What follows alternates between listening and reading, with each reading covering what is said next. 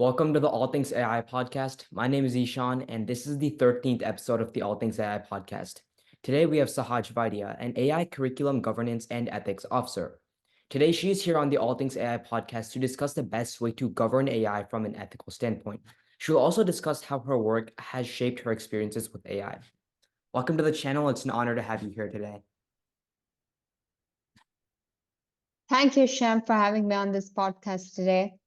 Of course. I really appreciate your invitation, and I hope I can contribute something for the audience listening to this. And I'll just start off by asking, how's your Sunday going so far? Oh, it's early. It's quite a little early morning here so far. It's been good, a little cold. We are bracing up for the snowstorm, the first snowstorm of the season, I would say. Pretty late for a winter, but that's how so far it's been going for the last 2 to 3 years. Yeah, that's funny because it's actually snowing outside here. But I guess with that being said, we can get right into the interview. The first part of today's interview is going to be dedicated to AI ethics. So I just want to start off by asking, what will potentially happen if major AI institutions start to act unethically? What will be the consequences?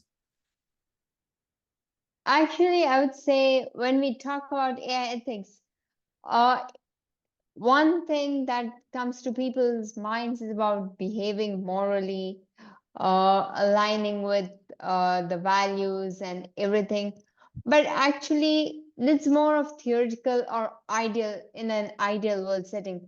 But when large scale tech companies or even small scale startups have to deal with AI ethics in practical or in real world settings, when they actually deploy AI systems for practical purposes, ethics takes a different turn. It's about how to maximize the potential benefits while reducing the negative impact caused by the AI models.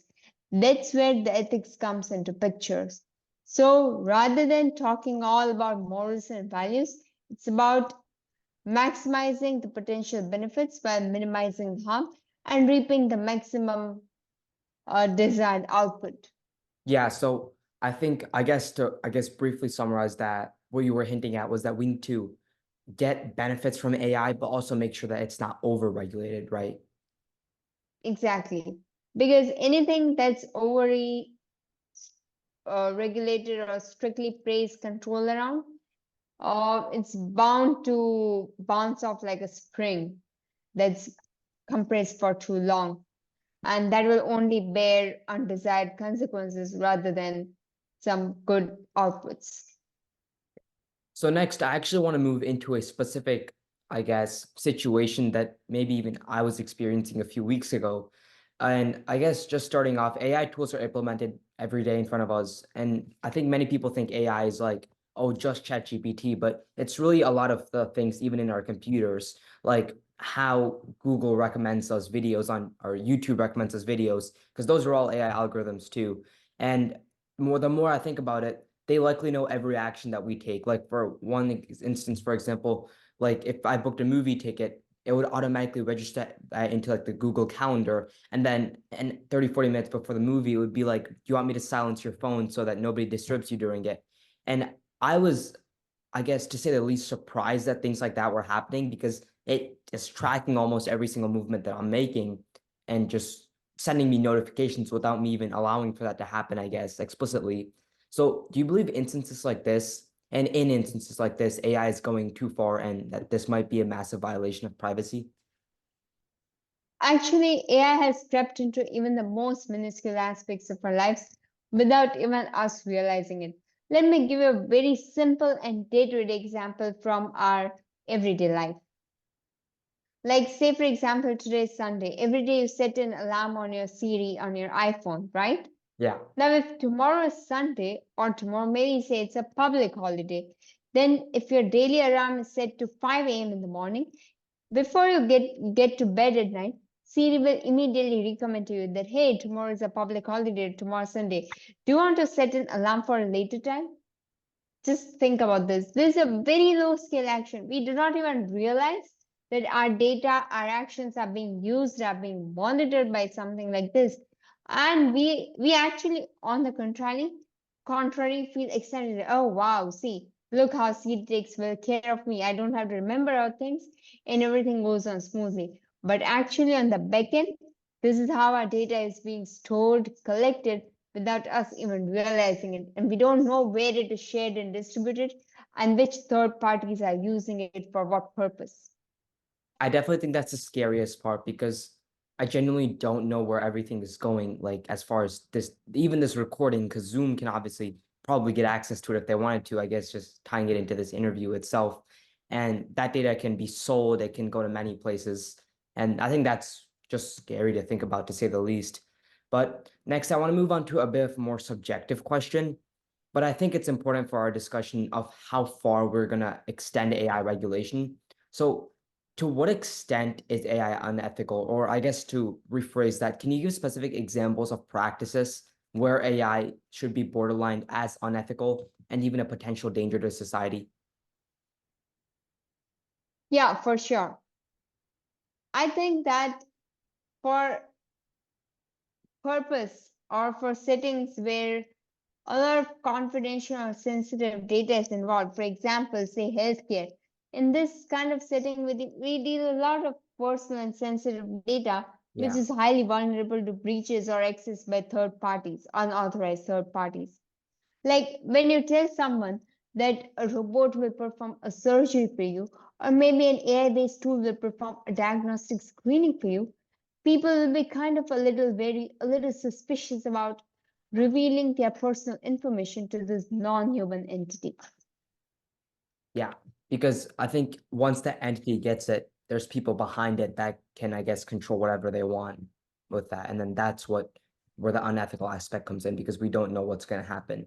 But with that being said, I want to move into the second portion of today's interview, which really is going to talk about, I guess, your daily work and then AI policy implementation. So part two of this interview is going to be the intersection between your work and AI policy.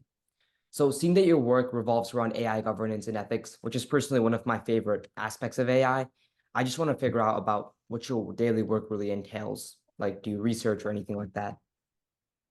Yes. So I'm a final year PhD student in Department of Informatics at New Jersey Institute of Technology, and my current research focuses on looking at ethical implications of AI governance and data-driven policy making. Makes sense. And the thing here is that it kind of happens that there is the main purpose of my research is to kind of bridge the gap between how the software developers, like those who develop these AI models, can imbibe the ethical principles of transparency and explainability right into the privacy by design stage of model development rather than the later stages of deployment or evaluation, so that we can at least mitigate or minimize the unfair or unpredictable outcomes when the model arrives at a certain decision. Yeah. And I While we guess, cannot, yeah, sorry, go ahead. while we cannot bring down the level of bias to zero given the state of AI that we are sitting in, but through early introduction of such measures, we can at least try to ensure to bring down the negative impact caused by the model decision. Yeah. And we take this through a human in the loop approach, where a domain expert will kind of utilize the output from the model and explain it to the end users. I completely agree with that. And I think as you were talking about bias, it was ringing a bell in my head because I was reading earlier about how OpenAI's ChatGPT itself, no matter how great of a tool it does incorporate bias, whether that's, I guess, from even I've seen from gender perspectives, for example, that ChatGPT can have some sort of bias just because of the data that it's trained on and the data that we feed into large language models. But I think one thing that's interesting, or maybe I want to find out more about what you do in your work. So what do you think is an interesting occurrence that you've noticed, or maybe even a trend? One trend that I've consistently observed is that with the advent of ChatGPT ever since last year, like everyone is rushing into the AI hype, I would say. Yeah, Like people are kind of having this FOMO that, okay, they are using this kind of tool, I'll be left out. Like why? But then the important thing here is not just to use it, but to know how to use it in a responsible and careful manner. Yeah. No, I think from like the perspective of organizations, they need to use it responsibly. But for like from the perspective of someone like even me, who's not necessarily like a developer of AI, well, to a certain extent, because I'm not part of like I don't work for a company, I guess currently at least. I think what's really important is maybe something like prompt engineering to figure out how to, I guess, in a way, from prompt engineering, because we want to optimize what we do with these AI tools, but also make sure that it's ethically done. Um, so next, I just want to move into like a broader perspective, but I think this will really set the stage for the rest of our discussion. So based off of your work on AI governance, what do you recommend that the government and other powerful institutions do in AI to regulate it best? The first thing is they should know what exists in the space out there. Now, with the countries picking up pace with AI regulations, like the European Union signing the AI Act, White House giving the executive order Yeah. on AI, uh, even some countries in global south have kind of introduced bills regarding the same. There is an increasing awareness surrounding it, but then people often don't know what exists in the space out there, and that's why they often get caught into the web of these things. Yeah, makes sense.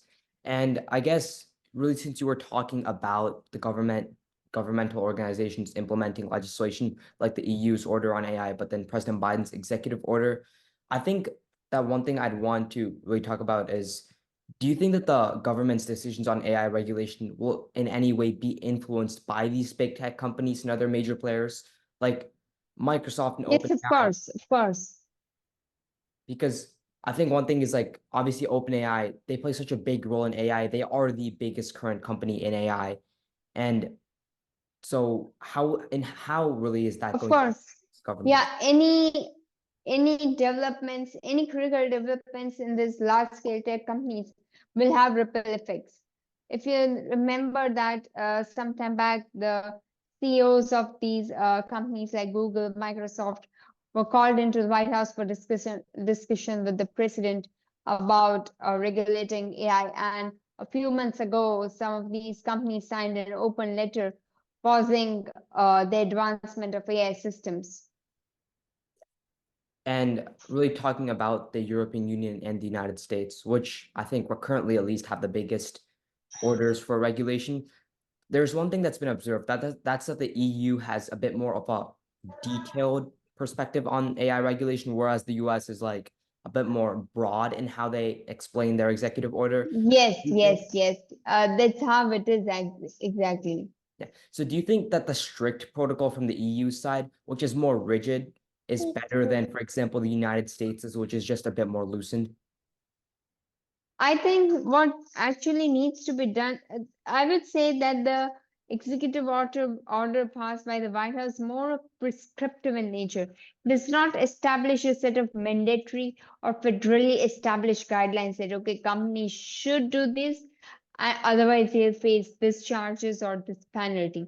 Whereas the EU is more inclined towards that kind of thing. Like they have particular regulations for different sectors like healthcare, education, e-commerce, retails. They kind of have specifications regarding each requirement. Though it's not comprehensive and there are gaps and loopholes, but it's kind of more focused as compared to the executive order of White House. Yeah. And I think that going on into the future, not only will we see more countries and maybe even regulation from the UN, but I also think that we're going to notice a trend as per companies and how they actually follow this regulation, especially in 2024 and beyond, because this regulation just came out a few months ago. But I guess with that being said, that concludes today's interview, and I'd like to thank you for being here today. Thank you for having me on your podcast. I really appreciate your time and efforts. Thank you. And for anyone watching this, make sure to leave a like, subscribe, and share this with your friends. Thank